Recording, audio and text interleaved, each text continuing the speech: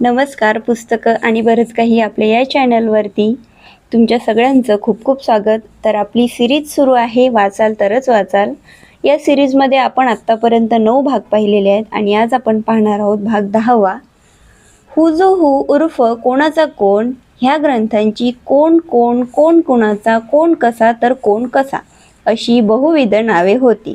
हे वाक्य कंसात दिलेलं आहे बरं का. हा ग्रंथ निर्माण करण्यात तू श्री गंग भा बाया मावशी उर्फ शकूच्या आजी यांचे बहुमोल सहाय्य झाले. पहिल्या दिवशी ह्या हस्तलिखित ग्रंथाचा प्रकाशन समारंभ झाला व श्री गणराजाच्या चरणी हा ग्रंथ अर्पण करण्यात आला.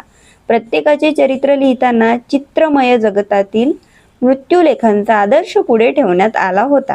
काही बाबतीत खबरदारी घेण्यात आली होती. नवऱ्यांचे पगार, स्त्रियांचे वय, सौंदर्य यासंबंधीचे उल्लेख काळजीपूर्वक टाळण्यात आले होते. नमुन्यादाखल पुढील चरित्र पहा.